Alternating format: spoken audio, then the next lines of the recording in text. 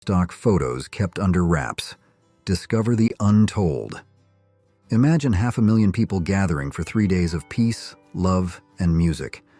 That was the promise of Woodstock, a festival that became a defining moment of the 1960s. But behind the iconic performances and the legendary crowds, there were untold stories and hidden moments. Join us as we uncover these newly revealed images and explore the real Woodstock, warts and all. Before we unveil those incredible hidden photos, let's set the stage and talk about what made Woodstock so legendary. The birth of Woodstock. Imagine the summer of '69. 500,000 young people, decked out in tie-dye and bell-bottoms, their hair flowing free, all heading to a farm in upstate New York.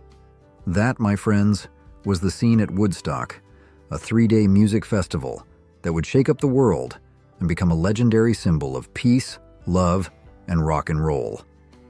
But how did this incredible gathering come to be? Well, it all started with 4 guys: John Roberts, Joel Rosenman, Artie Kornfeld, and Michael Lang. These young entrepreneurs, all in their 20s, had a vision. They saw the changing music scene, the new technology, and the growing counterculture movement, and they knew something big was brewing. Now, these weren't just some random dudes. They had serious credentials. Michael Lang had already organized a successful music festival in Miami. Artie Kornfeld was a whiz kid, the youngest vice president ever at Capitol Records. And Roberts and Rosenman were savvy businessmen from the heart of New York City. These 4 music lovers joined forces and created a company called Woodstock Ventures. Their mission? To put on the biggest, most epic music festival the world had ever seen. The first step? Get some bands on board? Landing Creedence Clearwater Revival, a huge rock band at the time, was a major victory. It gave them the credibility they needed to attract other big names. Soon, a stellar lineup was taking shape. But finding a place to hold this massive event proved tricky. They initially planned to have it in a small town called Wallkill, New York, but the locals got cold feet. Imagine that, a town turning down Woodstock. They were worried about the influx of thousands of hippies, especially during a time of anti-war protests and social upheaval. With just a month to go, the festival was in jeopardy. But then, a hero emerged. Max Yasgur, a dairy farmer with a big heart and an even bigger field. He agreed to let them use part of his farm in Bethel, New York, a beautiful spot nestled in the Catskill Mountains. And as it turned out, Yasgur's farm was the perfect setting for the magic that was about to unfold. Woodstock and its controversies. Okay, so we've got the stage set. An amazing lineup, a beautiful location, and 500,000 young people ready to rock and roll. But behind the scenes, things were getting a little crazy. You see, organizing a massive event like Woodstock is like trying to herd cats, especially when those cats are groovy, free-spirited hippies. Logistical nightmares started popping up left and right. Ticket booths weren't finished, entrances were still under construction, and fences meant to keep things organized? Well, let's just say they weren't exactly doing their job. People were arriving in droves, way before everything was ready. Backstage areas for the musicians, food stalls, even places for people to escape the sun. None of it was quite ready when the music was supposed to start. Looking back, Michael Lang, one of the organizers, admitted they might have underestimated the whole getting things built part of the festival. But in their defense, they were laser-focused on what they thought really mattered: great music, good vibes, and enough food to feed a small army. But with the gates practically overrun and no way to collect tickets from everyone, they had to make a tough call, and it was a decision that would cost them a fortune. They decided to make Woodstock a free concert. Can you believe it? Talk about a financial gamble. They did lose a lot of money, but they eventually made some of it back with a documentary film about the festival. The film was so good, it even won an Oscar. But beyond the money, Woodstock '69 became something much bigger. It wasn't just a concert, It was a cultural phenomenon. It captured the spirit of a generation and became a symbol of peace, love, and the power of music. And honestly, who knows if it would have been as legendary if they had stuck to the original ticketing plan. Sometimes, a little chaos can lead to something amazing. Speaking of chaos, the roads leading to the festival were completely jammed. People were abandoning their cars and walking for miles just to get there. Some even started having their own mini Woodstock parties in the traffic jams. Finally, on August 15, 1969, at around 5 p.m., with the sun starting to set and hundreds of thousands of people gathered in that field, the magic began. Woodstock was officially underway. While Woodstock 69 is remembered as a moment of unity and joy, it wasn't all sunshine and rainbows. The sheer number of people who showed up created some serious challenges, especially when it came to basic necessities. Imagine 500,000 people in a field with limited toilets, food, and water. Not exactly a recipe for comfort, right? Sadly, this wasn't just a one-time problem. Fast forward to 1999, and a new generation tried to recreate the magic of Woodstock with a festival in Rome, New York. But instead of peace and love, Woodstock 99 was marred by chaos, violence, and a whole lot of bad vibes. The scorching summer heat only made things worse. The festival was poorly organized, with reports of overpriced food and water, overflowing toilets, and a general lack of concern for the well-being of the attendees. Tensions boiled over, leading to fights, fires, and even allegations of sexual assault. The media quickly labeled Woodstock 99 a disaster. Rolling Stone magazine even called it a nightmare. The organizers were hit with lawsuits, and the reputation of Woodstock took a major hit. Many people thought that after the debacle of '99, the Woodstock dream was dead. Woodstock 69 and its highs and lows. While Woodstock is often romanticized as a utopian gathering, it's important to remember that it wasn't without its share of problems. Tragedy struck when 2 young lives were lost, one to a drug overdose and another in a heartbreaking accident involving a tractor. It's a reminder that even in a place filled with good intentions, things can go wrong. There was a medical tent set up with volunteer doctors and nurses, and thankfully, most of the medical issues were relatively minor: upset stomachs, blisters from going barefoot, and general exhaustion from all the excitement. However, there were also reports of 8 women experiencing miscarriages during the festival, a stark reminder of the challenges of providing adequate medical care in such a massive, uncontrolled environment. And speaking of control, can you imagine trying to maintain order with 500,000 people and only a dozen or so police officers? That's exactly what the organizers faced. It's a testament to the generally peaceful nature of the crowd that things didn't spiral further out of control. But there were also some bright spots in the midst of the challenges. The organizers brought in the Hog Farm, a famous hippie commune, to help out. They created a playground for kids who came with their parents, ran a free kitchen to feed the hungry masses, and even set up a special area for people who had overdosed on drugs. And you know what?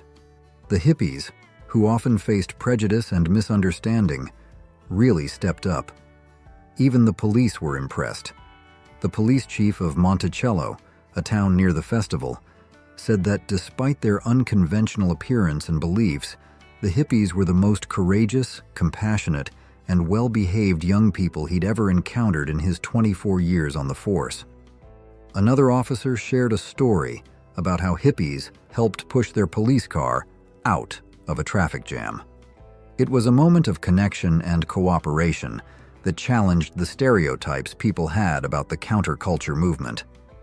Many people believe that the peaceful atmosphere at Woodstock was partly due to the widespread use of hallucinogenic drugs and the anti-war sentiment of the time. People were looking for peace and love, not conflict. However, it's important to note that not everyone saw Woodstock in a positive light. The media, in particular, often portrayed the festival as a chaotic and dangerous event filled with drug use and debauchery. Not everyone was thrilled with Woodstock. The New York Times, for example, called it a shocking affair and questioned what kind of culture could lead to such terrible chaos. The media often focused on the negative aspects of the festival, like the drug use and the lack of sanitation. But despite the criticism and controversy, Woodstock '69 ultimately became a powerful symbol of peace. Remember, this was a time of intense social and political turmoil in America. The Vietnam War was raging, political assassinations had rocked the nation, and young people were disillusioned with the establishment. Woodstock provided a space for them to come together, to connect through music, and to express their opposition to violence and war. Dr. William Abruzzi, the festival's chief medical officer, said it best. They were truly beautiful people. There was no violence at all, regardless of what happened, which is quite remarkable for such a large crowd. What's your favorite Woodstock performance, and why? Woodstock: chaos, mishaps, and unexpected moments. While Woodstock is often remembered as a utopian gathering, it's important to acknowledge the less glamorous side of the story. Amidst the peace, love, and music, there were some serious logistical challenges and unfortunate incidents that added a layer of chaos to the experience. Traffic troubles. Let's start with the traffic. Imagine hundreds of thousands of people all trying to reach the same remote farm in upstate New York. It was a recipe for gridlock. Days before the festival officially started, the roads were already jammed. Many people ended up abandoning their cars and walking for miles just to get there. Nudity and drugs.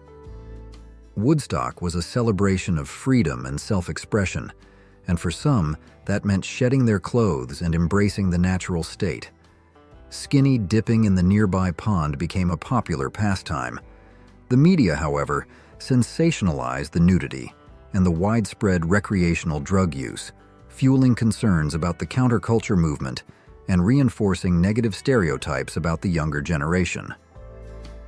Rainy days and muddy nights. Mother Nature decided to throw in her own twist, unleashing torrential downpours that turned the entire festival grounds into a giant mud pit. Performers had to battle the elements, and the rain caused delays in the schedule. But the Woodstock spirit prevailed, and the attendees embraced the mud, turning it into a badge of honor. Tragedy and triumph. On a more positive note, 2 babies were also born amidst the chaos, a testament to the resilience of life. Considering the sheer number of people present, the number of serious incidents was relatively low, but the lack of sufficient facilities, especially toilets, was a major issue. With only 600 toilets for over 400,000 people, sanitation became a real challenge. The Great Escape. Leaving Woodstock was no easy feat either.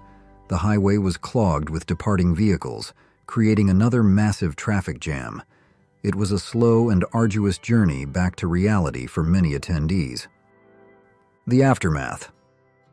Despite the message of peace and harmony, Woodstock left behind a significant environmental mess. The grounds were covered in trash, a stark reminder of the impact of such a large gathering. The cleanup effort was extensive, and the local community was understandably less than thrilled. Max Yasgur ultimately decided not to host another festival on his farm, and the town even passed a law to prevent future events of this scale. The bright side, a cultural watershed. Woodstock was much more than just a music festival. It was a cultural earthquake that shook the foundations of American society. It marked a turning point in how rock music was perceived and how young people expressed their ideals. For 3 glorious days, Woodstock became a microcosm of a generation yearning for change, a place where music and social consciousness intertwined to create a defining moment in history. Media's shifting perspective.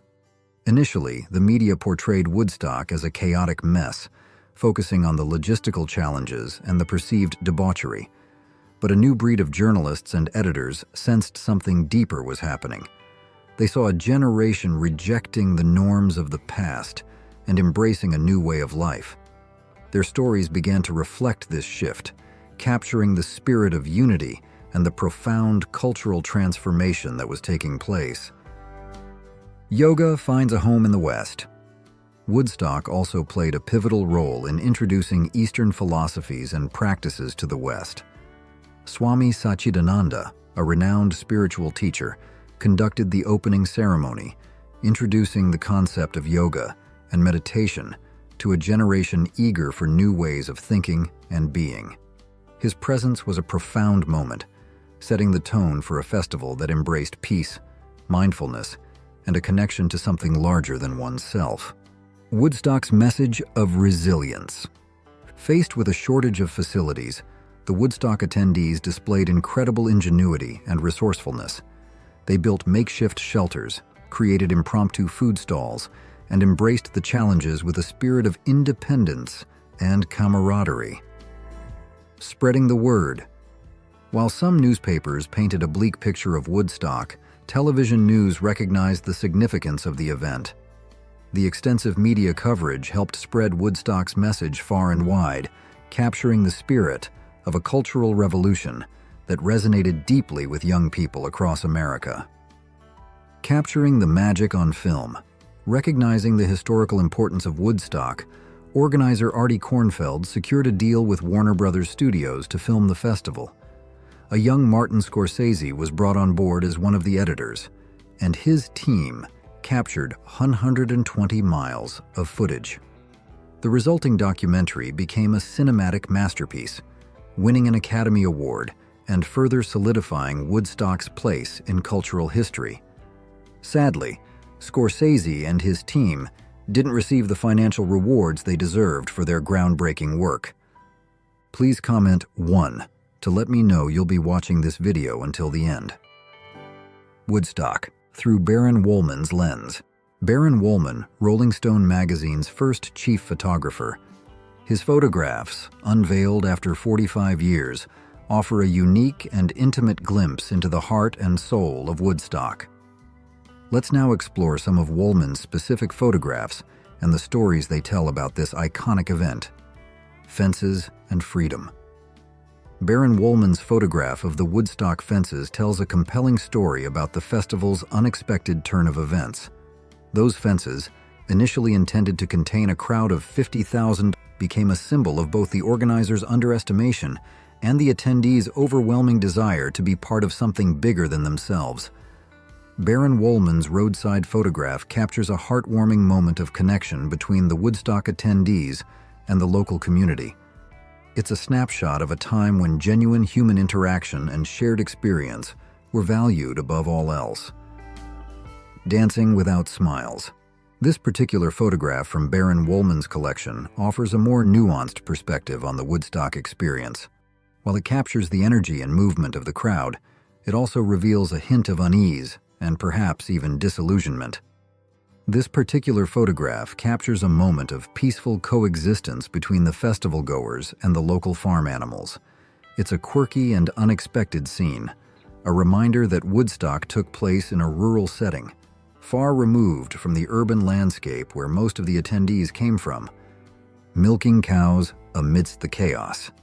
This photograph, capturing farmers milking cows in the heart of the Woodstock Festival, is a powerful testament to the resilience and adaptability of the local community. It's a scene that juxtaposes the ordinary with the extraordinary, the mundane. Military helicopters, a symbol of unity. Baron Wolman's photograph of military helicopters arriving at Woodstock captures a powerful and unexpected moment of unity amidst a time of social and political division. These helicopters, typically associated with the Vietnam War and the very establishment that the counterculture movement was challenging, became a symbol of cooperation and shared humanity. The man with the suitcase. The image depicts a lone figure navigating the sea of people and activity at Woodstock. He's dressed in ordinary clothes, a stark contrast to the free-spirited attire of most attendees. But it's the suitcase he carries that truly captures our attention. The photograph captures Santana in a moment of intense focus, his face etched with concentration as he navigates the psychedelic landscape of his performance. Wolman admits that at the time, He didn't fully grasp the historical significance of what he was witnessing. He was simply immersed in the experience, driven by a desire to capture the energy and emotion of Woodstock through his lens. Baron Wolman's photograph, aptly titled 300,000 Strong, is a breathtaking visual representation of the sheer scale and impact of Woodstock. It's an image that captures not just the physical size of the crowd, but also the collective energy and spirit that made the festival such a defining moment in history. Baron Wolman's photograph of the communal swim at Woodstock is a beautiful and evocative representation of the festival's spirit of freedom and connection. This photograph of a festival-goer strumming his guitar between sets at Woodstock offers a glimpse into the vibrant and participatory nature of the event. It reveals that Woodstock was more than just a passive experience of listening to music. It was a platform for creative expression and shared artistry. Love for all, including animals. This photograph of a sign advocating for animal rights at Woodstock highlights the festival's expansive message of love and compassion. It demonstrates that the values espoused at Woodstock extended beyond human interactions and encompassed a concern for all living beings. Baron Wolman's photograph of a couple embracing at Woodstock beautifully encapsulates the festival's atmosphere of love, intimacy, and connection. It's a tender moment captured amidst the chaos and energy of the event, a reminder that Woodstock was more than just music. It was a celebration of human connection in all its forms. Resting wherever you can. This photograph of festival-goers taking a break on parked cars at Woodstock perfectly captures the resourceful and adaptable spirit of the attendees. It's a reminder that amidst the non-stop music, the crowds, and the general excitement, finding moments of rest and rejuvenation was essential. Crowd surfing and scaling the sound tower. This photograph, capturing the exhilarating moments of crowd surfing and sound tower scaling at Woodstock, perfectly encapsulates the festival's wild and joyous spirit. It's a visual testament to the uninhibited energy and enthusiasm that permeated the event. Finding solitude in the crowd.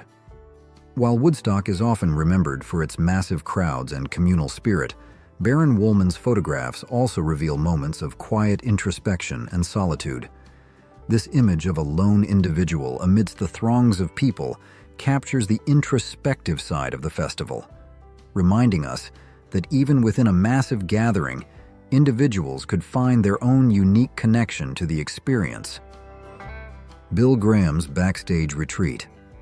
This photograph of Bill Graham, the legendary rock promoter, taking a break backstage at Woodstock, offers a glimpse into the contrasting realities of the festival. While the attendees were braving the mud, the crowds, and the unpredictable weather, the backstage area provided a relative haven of calm and order.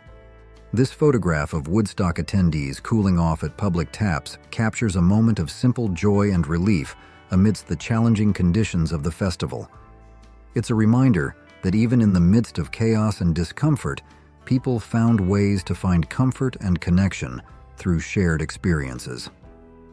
Grace Slick, an icon of the era. Grace Slick's presence at Woodstock cemented her status as a true icon of the 1960s counterculture movement. As the lead singer of Jefferson Airplane, she brought a powerful voice, a rebellious spirit, and an undeniable stage presence to the festival, captivating the massive crowd and solidifying her place in music history. Jimi Hendrix, an iconic performance. Baron Wolman's photograph of Jimi Hendrix performing the Star-Spangled Banner at Woodstock is an iconic image that encapsulates the raw energy and musical brilliance of one of the festival's most memorable performances. George Harrison, finding peace amidst the chaos. Baron Wolman's photograph of George Harrison at Woodstock offers a unique and intimate glimpse into the quieter moments of the festival. It captures a moment of peace and introspection amidst the whirlwind of activity, reminding us that even within a massive gathering, individuals could find their own space for contemplation and relaxation. Mick Jagger, a glimpse of the songwriting process. This candid photograph of Mick Jagger, taken at the Oakland Coliseum Arena in 1969, offers a fascinating glimpse into the creative process of one of rock's most iconic figures, Janis Joplin, taken by surprise. This candid photograph of Janis Joplin captures a moment of surprise and perhaps even a touch of awe as she grapples with the sheer magnitude of Woodstock. It's a reminder that even seasoned performers like Joplin could be overwhelmed